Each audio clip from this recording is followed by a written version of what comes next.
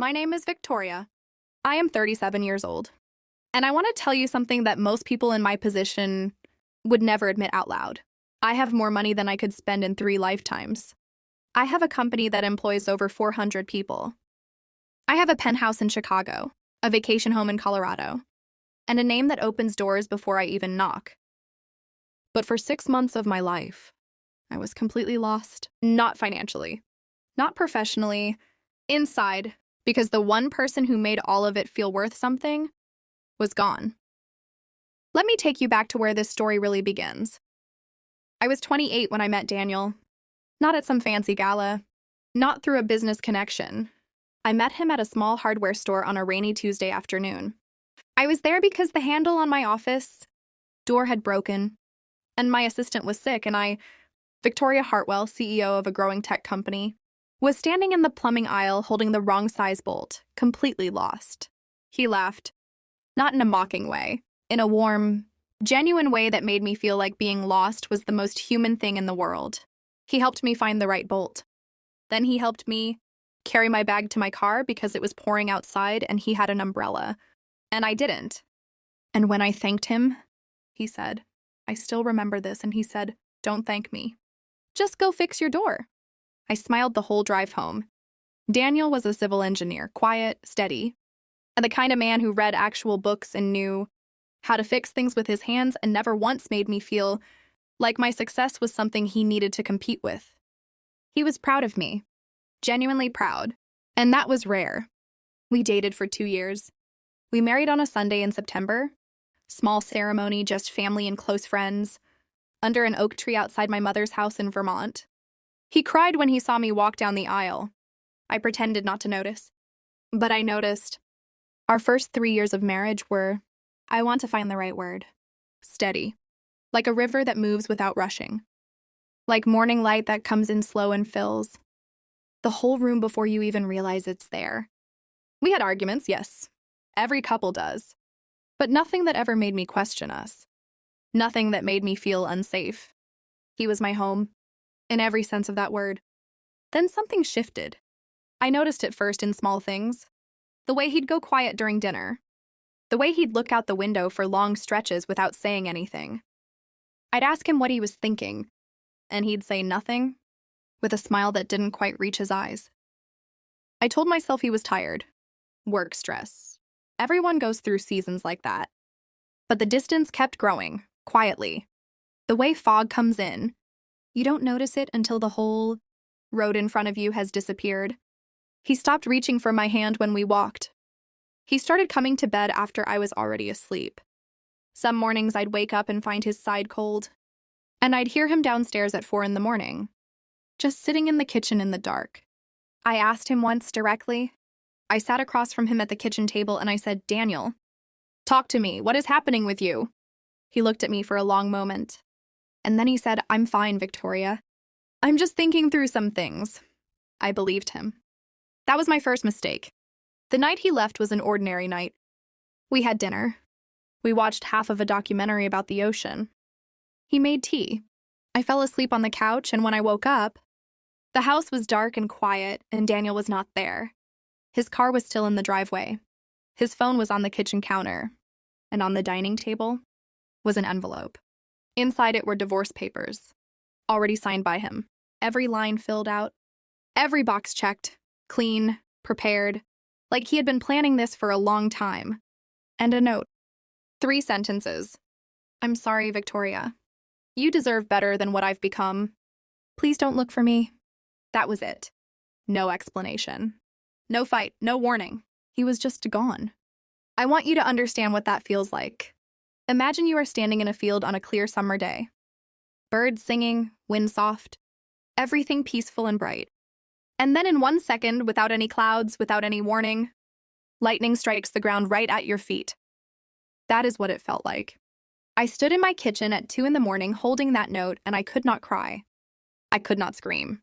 I could not even move. I just stood there, reading those 3 sentences over and over, as if the 4th time would somehow make them make sense. It didn't. The days that followed were the hardest of my life. And I say that as someone who built a company from nothing. As someone who lost her father at 22 and had to keep going.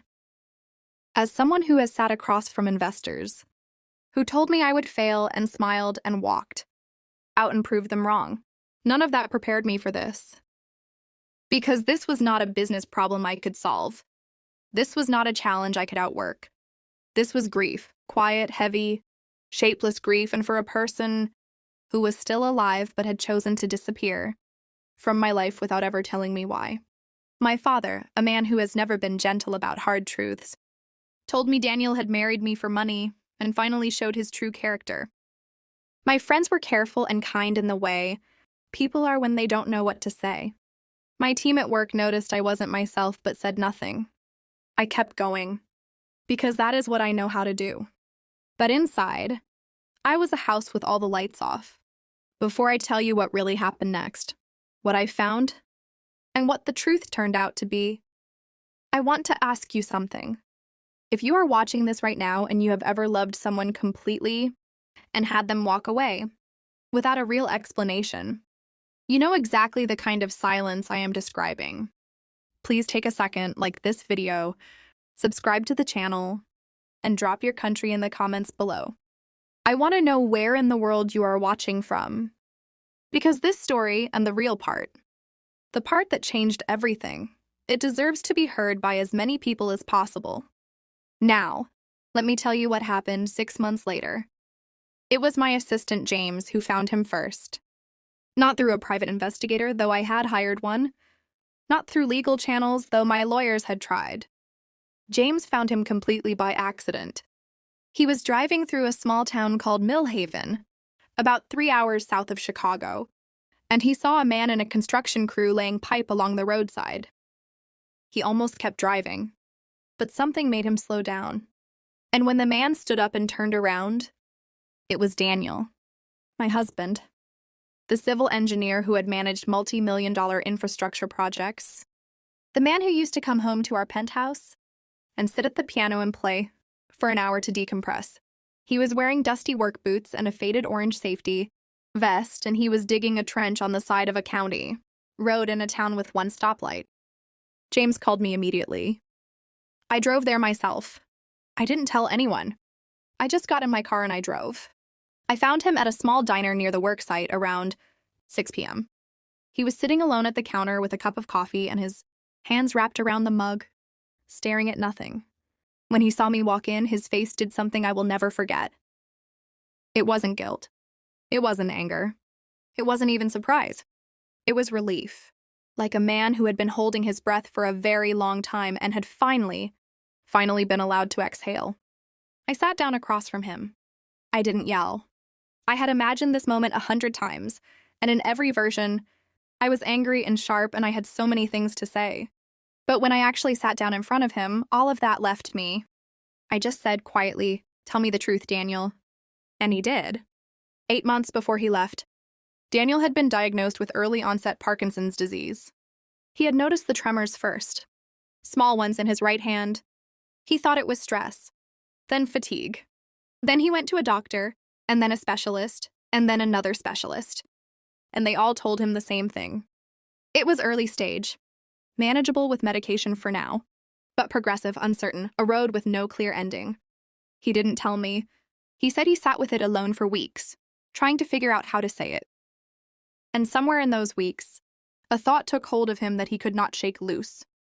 The thought that I deserved better, that I had worked my whole life to build something strong, and he was now going to become someone who needed to be taken care of. That staying meant watching me carry a weight he felt he had no right to place on me. His words, not mine.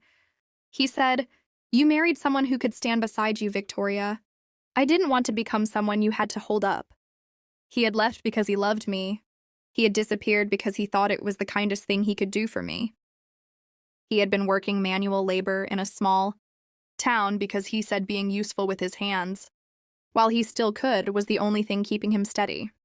I sat there in that diner and I listened to every word. And when he finished, I reached across the counter and I took both of his hands in mine. His right hand had a slight tremor. I felt it. I held it tighter. And I said, "You do not get to decide what I can carry. That was never your choice to make alone. He broke down completely. And so did I. Right there, at the counter of a small diner in Millhaven, Illinois, with a tired waitress pretending not to notice and a country song playing softly from somewhere, we both just fell apart together. That was 14 months ago. Daniel came home, not because I forced him, because we talked, really talked, for the first time in longer than either of us realized. And he understood that walking away had not protected me. It had only broken us both in different directions. He is on medication. He sees a specialist every 3 months. Some days are harder than others. Some mornings his hands shake more than the day before. And I watch him take a slow breath and pick up his coffee cup anyway. And I think he is the bravest person I have ever known. He started working with a nonprofit that builds affordable housing. He goes 3 days a week. He comes home tired and alive in a way that reminds me of the man in the hardware store with the umbrella. We are not the same couple we were before. We are something quieter, something that has been tested and cracked and chose to stay anyway. I think that is stronger than anything that has never been broken. There are things this experience taught me that no boardroom ever could. The first is this: love is not a shelter. You build for someone else to stand inside while you stand in the rain. It is standing in the rain together and calling it home. The second is this: silence is not protection. When Daniel went quiet, he thought he was sparing me pain. But silence grew into distance, and distance almost became permanent. The hardest conversations are the ones that save you. The third is this: strength does not mean needing nothing. I spent years building a version of myself that needed nothing from anyone.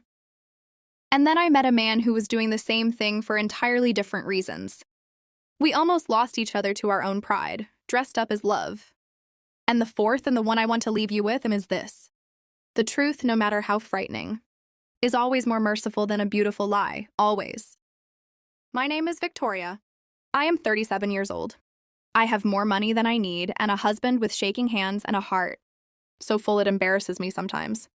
And I am, without any question, the luckiest woman I know. Have you ever faced a moment where someone you love disappeared without telling you the real reason? Have you ever hidden something painful because you thought it was protecting someone you cared about? Tell me in the comments. I read every single one.